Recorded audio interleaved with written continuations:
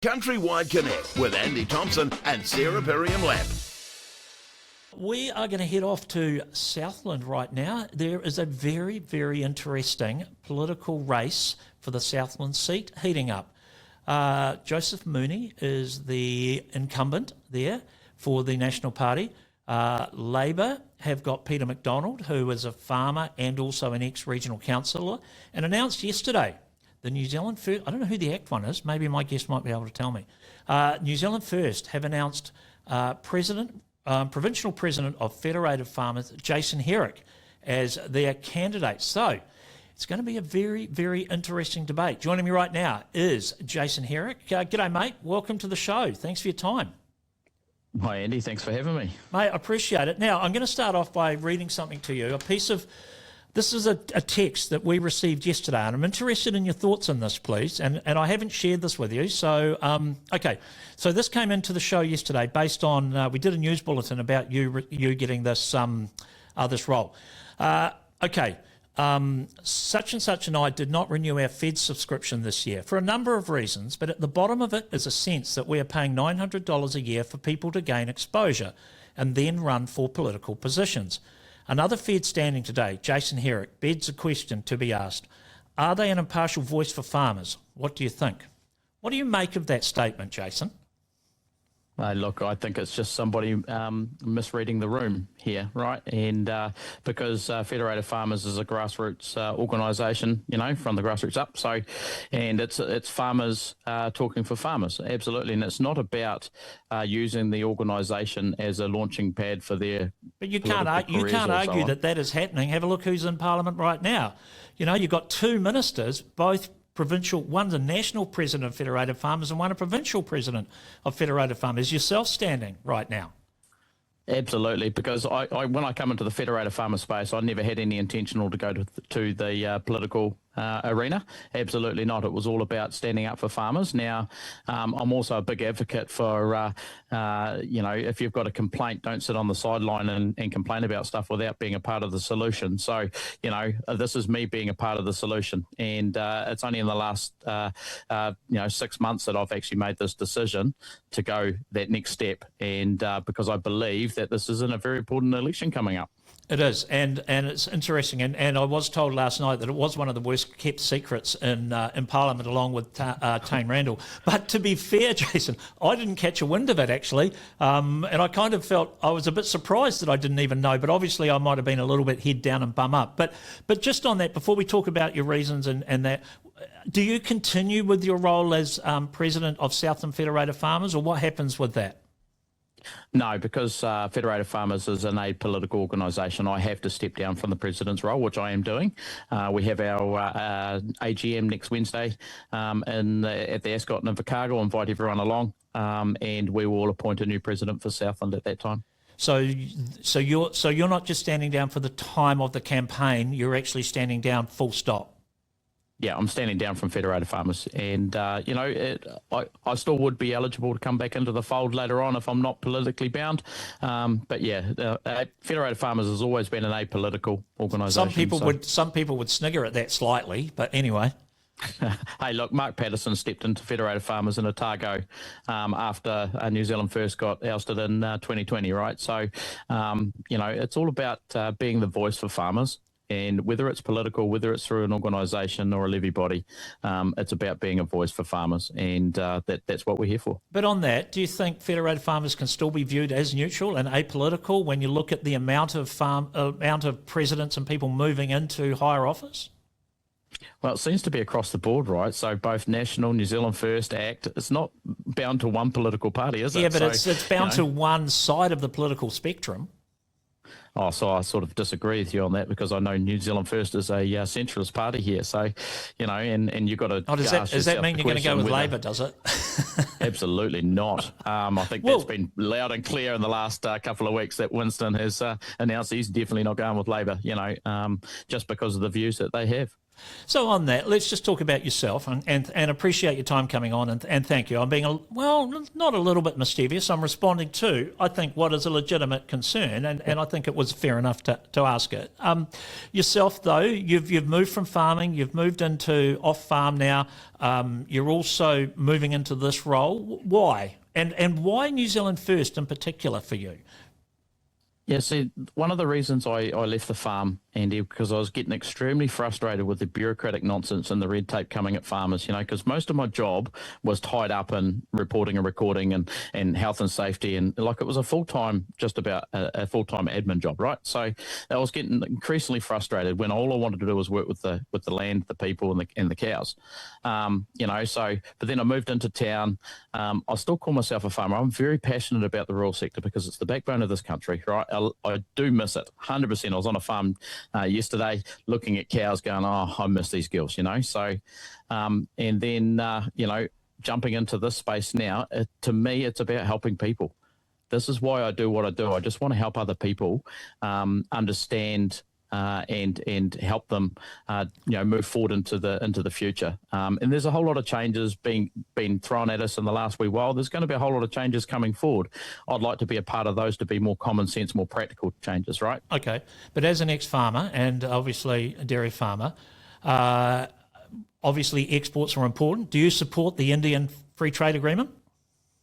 Look, there's aspects of the free trade agreement I don't agree with, and it's unchecked immigration is one of them, and I definitely side with Winston on that. But, we've got to have free flow of our products into the world market, 100% behind free trade, but we've got to make sure it's right for the country, right? But Winston wouldn't sign, New Zealand First said that they wouldn't sign it, full stop. So, is that something you agree with? Because it's not just the immigration component, there's more to it.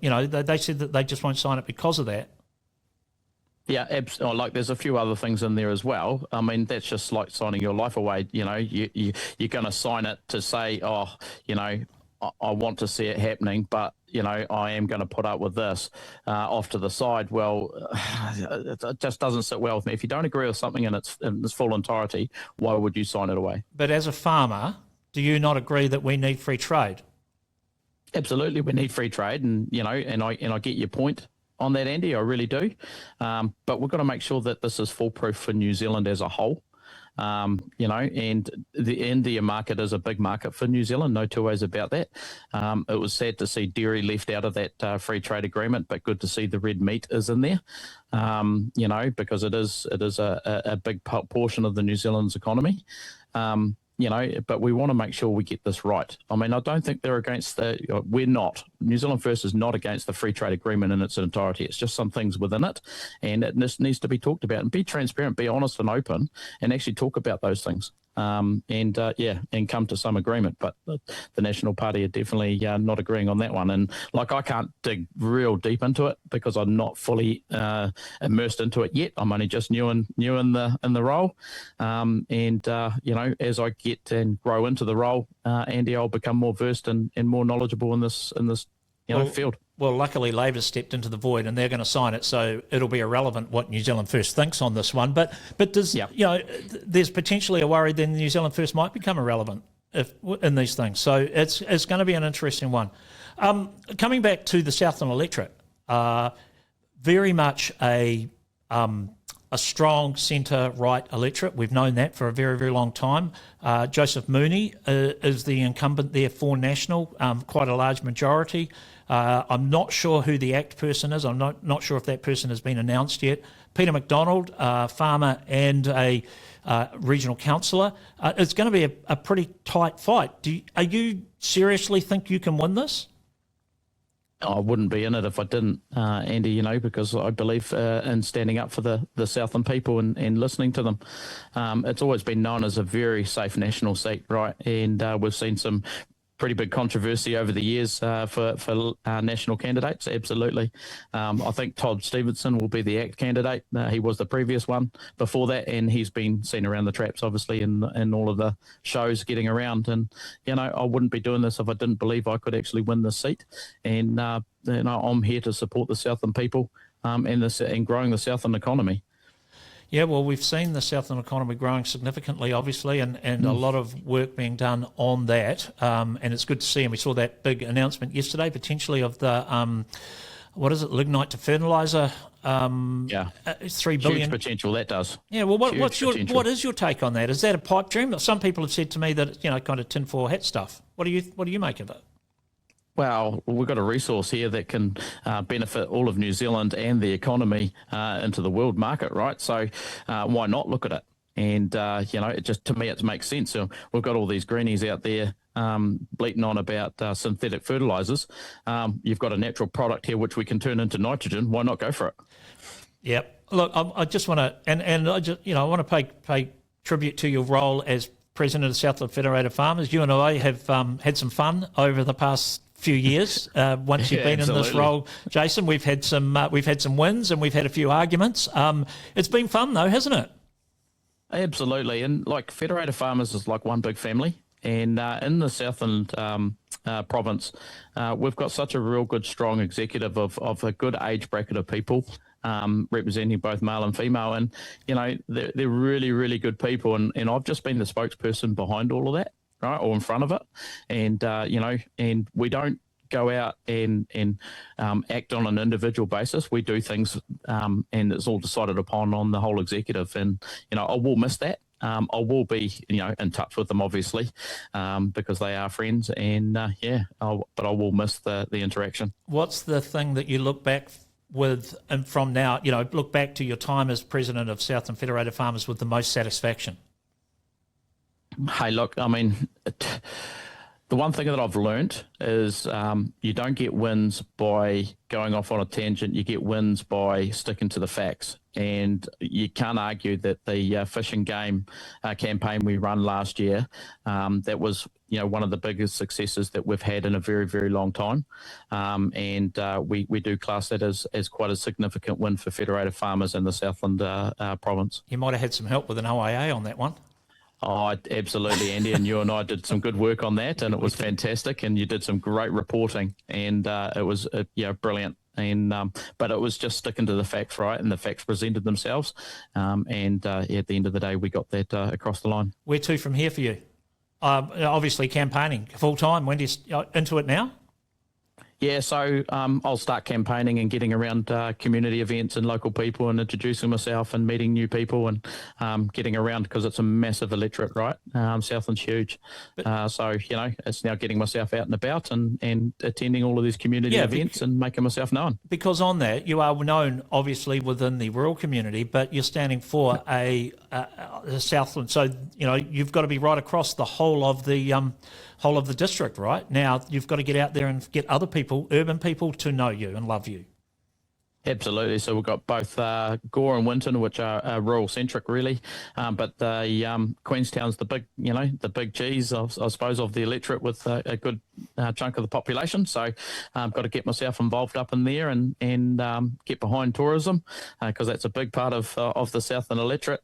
But also don't forget about my rural constituents as well, and making sure that I keep listening and keep in touch with them. All right, Jason, mate, really appreciate your time. Jason Herrick there, New Zealand First Candidate for Southland for this election. Well done, congratulations, and I mean that for anyone that actually puts their hat in the ring for national office. It is a big imposition on yourself and your family and, for your job as well. So congratulations and go well, mate. Thank you very much. And I just want to say that, I'm now in a position where that can happen. All my kids are growing up and I've got full support of my family and wife, and I really appreciate all the support from everyone else. Yep. All right. Jason Herrick there. CountryWide Connect with Andy Thompson and Sarah Perriam-Lampp.